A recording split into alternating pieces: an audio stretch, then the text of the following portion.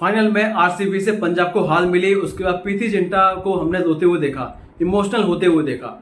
उसका रीजन ये है कि देखिए पंजाब के हाथ में मुकाबला था। ये अगर पंजाब के हाथ में मुकाबला था तो मुकाबला हारना नहीं चाहिए था उनको, लेकिन फिर भी गलतियां की उन्होंने और उस गलती का नतीजा ये मिला कि शायद वो मुकाबला हार गए, जो मुकाबला जीतना चाहिए था। 190 रन जब पहले बल्लेबाजी करते हुए आरसीबी ने बनाए थे तो ऐसा लग रहा था कि शायद रन कम है, 205 रन 210 रन ऐसा लगा था, शायद रन जो है 10 से 15 रन शॉर्ट रह गए आरसीबी। तो यहाँ गेंदबाज क्या कर लेंगे। लेकिन यहाँ पर जिस तरीके से क्वालिफाई 2 खेली थी पंजाब, ऐसा लग रहा था कि शायद धमाकेदार अंदाज में जीतेगी पंजाब की टीम, आरसीबी को हराएगी और पहली बार खिताब जीतेगी। लेकिन हमने यहाँ पर जब पंजाब की हार मिली तो उसके बाद प्रीति जिंटा को देखा यहाँ पर स्क्रीन पर। जब स्क्रीन पर वो आई तो थोड़ी सी इमोशनल हो गई वो, क्योंकि उनको पता है कि यार यही मौका था हमारे पास में, क्योंकि हमारी टीम में तो फाइनल में लगातार नहीं पहुंचती ना। 2014 के बाद में 2025 में फाइनल पहुंची है, 11 साल के बाद। हम आरसीबी के बारे में बात कर रहे हैं, लेकिन वो 2016 के बाद में 9 साल के बाद फाइनल पहुंची है। लेकिन वो उसने ट्रॉफी उठा ली है, वो सपना पूरा कर लिया है।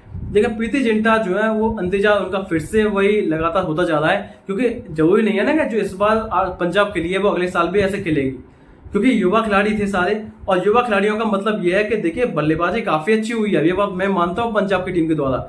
आज के मैच में अगर देखा जाए तो श्रेयस अय्यर का बल्ला नहीं चला, अगर वो बल्ला उनका चल जाता तो शायद ये नतीजा हमको देखने को नहीं मिलता। मुझे लगता था कि शायद पंजाब जो है इसलिए मुकाबला हारी है क्योंकि अय्यर का बल्ला नहीं चला। लेकिन यहाँ पर प्रीति जिंटा का यहाँ पर मानना पड़ेगा कि यहाँ फिर भी यहाँ पर इमोशनल हो गई थी हार के बाद में। लेकिन उसके बाद में 15 मिनट बाद यहाँ पर थोड़ी शांत हुई, वो अपने आप को शांत किया। उसके बाद खिलाड़ियों से मिली भी और बात भी की, श्रेयस अय्यर से बात करी उन्होंने कि देखिए कोई बात नहीं, हार जीत होती रहती है, कोई बात नहीं, अगले साल हम आएंगे, फिर से हम जीतने की कोशिश करेंगे। ये हौसला भी दिखाया प्रीति जिंटा ने। तो दर्शाता है कि ओनर जो होना चाहिए किसी भी फ्रेंचाइजी का वो ऐसा ही होना चाहिए कि देखिए कोई बात नहीं, इमोशनल हो गए कोई दिक्कत नहीं है, क्योंकि आपने फाइनल पहुंची है।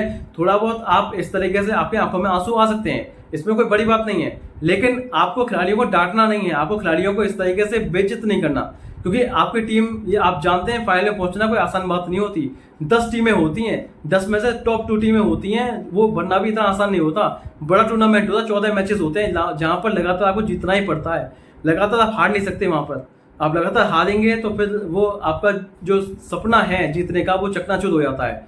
तो यहाँ पर प्रीति जिंटा जानती हैं, सब इसकी अहमियत जानती हैं। भले फाइनल में हार मिल गई है उनको, लेकिन अब भी उनको मौका है उनके पास में कि अगले साल वापसी कर सकती है फाइनल में। क्योंकि देखिए कोई जरूरी नहीं है कि इस साल आरसीबी जो है वो जीत गई है तो अगले साल भी जीतेगी।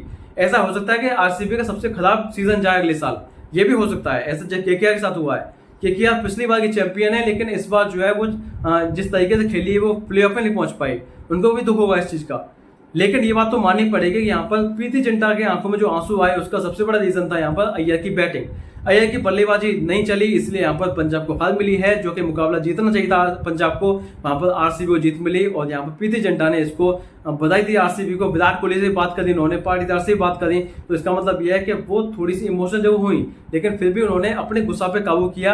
उन्होंने यहाँ पर गुस्सा नहीं किया किस खिलाड़ी पे। तो ये अपने आप दर्शाता है कि अगर माइंडसेट आपका होना चाहिए तो इस तरह का होना चाहिए, ओनर होना चाहिए तो प्रीति जिंटा होना जैसा होना चाहिए, वरना ना होना चाहिए। तो अब देखते हैं क्या होता है। आईपीएल 2026 आएगा अगले साल, तो देखते हैं क्या होता है। तो आज का वीडियो नेक्स्ट वीडियो में मिलेंगे, तब तक